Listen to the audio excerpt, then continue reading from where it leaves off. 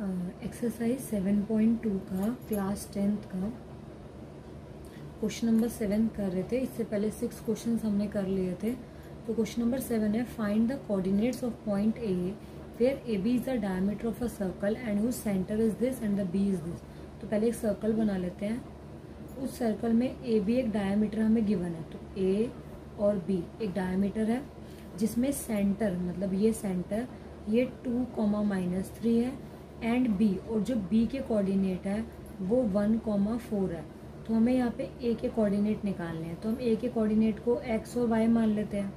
अब हमने कल जब लास्ट क्वेश्चन किया था तो उसमें हमने मिड पॉइंट थ्योरम पढ़ी थी। मिड पॉइंट क्या होता है कि जैसे मान लो ये नंबर है और ये नंबर आपको गिवन है। ये मान लो x1 y1 है और ये x2 y2 है और आपको इसका मिड पॉइंट निकालना है। तो उसका फॉर्मूला क्या होता है, x1 प्लस x2 अपॉन 2। तो उससे एक ये वाला पॉइंट निकल जाता है। Similarly y1 plus y2 upon 2 करके ये वाला पॉइंट निकल जाता है। तो ये होता है मिड पॉइंट से पॉइंट निकालना। तो इसमें भी हम यही करेंगे, मिड पॉइंट लगाएंगे x1 प्लस x2 अपॉन 2 किसके इक्वल होगा, मिड पॉइंट के, x का मिड पॉइंट। तो देखो x1 की वैल्यू यहाँ पे क्या है, ये देखो ये होता है x1 y1 और ये होता है x2 y2।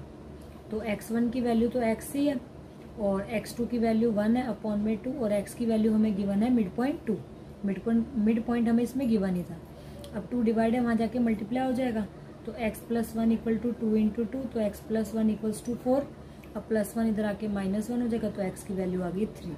सिमिलरली y के लिए लगाएंगे y1 plus y2 upon 2 equals to y। तो y1 की वैल्यू यहाँ पे y है, y2 की वैल्यू 4 है। देखो ये x1 और ये x2 और y2 upon 2 equals to y। y की वैल्यू कितनी थी, -3। अब 2 यहाँ पे डिवाइड है, वहाँ जाके मल्टीप्लाई हो जाएगा। तो y plus 4 equals to -3 into 2। तो y प्लस 4 इक्वल्स टू -6। अब 4 प्लस है, इधर आके माइनस हो जाएगा। y इक्वल्स टू -6 माइनस 4, तो y इक्वल्स टू -10। तो y की वैल्यू कितनी आ गई, -10 और x की वैल्यू ये।